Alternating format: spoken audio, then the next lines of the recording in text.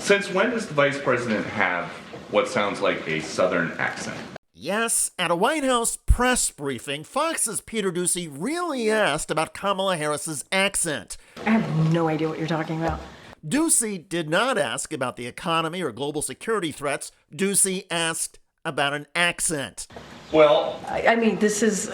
she was talking about unions in Detroit using one tone of voice. Is this something that same you think... line. Okay, Peter. That she used the same line in Pittsburgh, and it sounded like she at least had some kind of a southern drawl. I mean, do you hear the question that you're... I mean, do you think Americans seriously think that this is an important question? The problem for Doocy is that his bosses at Fox News think it's important, and they've instructed multiple shows to cover it. President Kamala Harris was called out after her campaign event in Detroit yesterday for speaking with an accent that critics are panning as cringeworthy. Judge for yourself. Watch.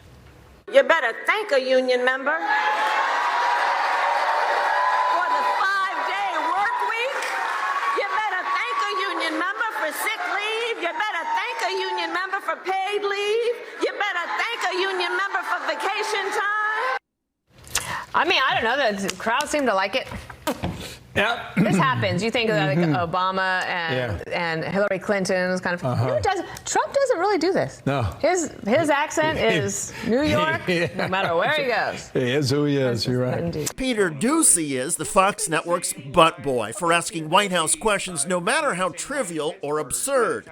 And at this press briefing, spokesperson Karine Jean-Pierre shamed him. Do you think Americans seriously think that this is an important question? They care. You know what they care about? They care about the economy. They care about lowering costs. They care about health care. That's what Americans care about. So that's what they want to hear. This is something... They care about, your colleague just asked me about what basically we talked about, went back and forth about democracy and freedom. That's what they care about. I'm not even going to entertain some question about the president. It's just hearing it sounds so ridiculous. Well, but hearing it is... The question, I'm talking about the questions, is just insane. Is that how she talks in meetings here? I'm just... Peter, we're moving on. We're so moving on. Go ahead, Anita. Poor Peter Doocy. On the one hand, there's a great temptation to feel sorry for him. He's one of the only Fox News talent to have any access to Biden administration officials, the press secretary, or the president. So anytime Fox News has a crazy conspiracy theory or oddball talking point, it's up to Doocy to throw it at the White House. On the other hand, there have been other White House correspondents from Fox News who have pushed back at management and told them, "You're freaking crazy. I'm not going to waste time or ruin my reputation by dumping crap at a White House that will only put it back in my head and make me look like an idiot." But maybe Peter Doocy is an idiot or just sucks up to management more than previous Fox White House correspondents and has less self-shame. Either way, Peter Doocy doesn't seem to have any spine in standing up for basic decency and enlightening viewers about the issues of our time instead of dwelling on right-wing cable talking points. So literally every week, Peter Doocy sacrifices whatever sense of integrity he might actually have and fills the White House press briefing with nonsensical conservative bullshit. And again, this is a Doocy pattern. Last month, Peter Doocy tried to play gotcha with the White House spokesperson by asking about recent Harris campaign ads calling for more Border Patrol agents. She's now promising to hire thousands more border agents than there are now under President Biden. Wait, but start your question again. How long have you guys known that Vice President Harris does not think that President Biden is effective with his border policy? I mean, that you're making a huge jump. Why she did not say this. This is something that you are assuming. I don't understand why you would assume that. It's not true. She has a campaign ad where she is saying they need more Border Patrol agents. If President Biden's doing such a good job, why do they need any more border agents? We both believe that. The president does want more Border Patrol agents. You know who's getting in the way? You know who's getting in the way? Republicans in Congress. They're getting in the way. You know who else is getting in the way? The former president, Donald Trump. He's getting in the way. I mean, there's no daylight here. Actually, there might be some daylight in Peter Doocy's brain. Because the fact is, and this has been a major news story this year, Republicans in Congress, at the behest of Donald Trump, blocked their own border security bill. Donald Trump did not want to hand the Biden-Harris administration a victory in an election year, never mind how the bill might have addressed the border problems.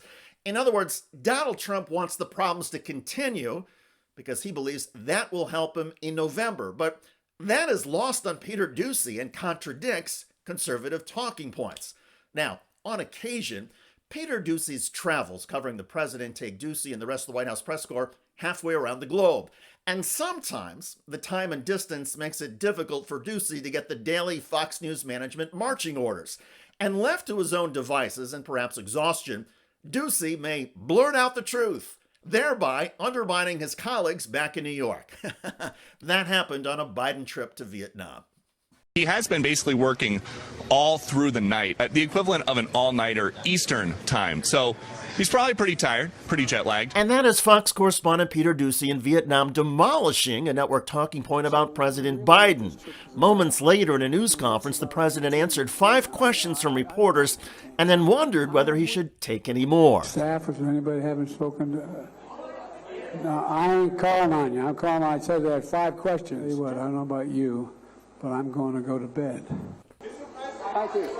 I'm going to bed. Well, without any context, that remark might seem like evidence the president is too old for the job. But Fox viewers had already heard from Peter Doocy the president had pulled an all-nighter. Still, after the news conference, Doocy tried to get back in line on the Fox News GOP agenda. This is a White House that is confronted with poll after poll after poll of Americans worrying that he might be too old for a second term. Well, President Biden might be too old, or he might just be tired, as Doocy had reported earlier. He has been basically working all through the night, the equivalent of an all-nighter Eastern time. So he's probably pretty tired, pretty jet-lagged. Oops! And just like that, Fox management was cursing the time zones and likely infuriated at Peter Doocy. The guy just cannot win. He either carries the putrid water of Fox News management and gets humiliated by the White House, or Doocy tells the truth and gets an earful from his Fox News bosses. I have no idea whether Peter Doocy is a good guy or not. He seems likable enough, but his willingness to sell out to Fox News management is embarrassing. And it shows that Peter Doocy, like so many of his Fox News colleagues, has little or no self-respect.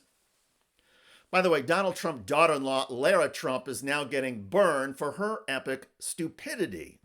That if you're a person who is attempting to cheat in our elections or an illegal citizen attempting to illegally vote in our elections, we will find you. Did you catch that with Lara Trump? Here's the Republican chair slowed down. Attempting to cheat in our elections or an illegal citizen attempting to illegally vote. Raw story, stupid Lara Trump ridiculed by critics after threat against illegal citizens. Check out that video at the link below. It generated a lot of comments on YouTube. One of the most popular is from Linda Maskey, who wrote, "And remember, you can't fix stupid." Indeed. I look forward to reading your comments about Fox's Peter Doocy getting humiliated by President Biden's White House spokesperson. I'm David Shuster. Thanks for joining us.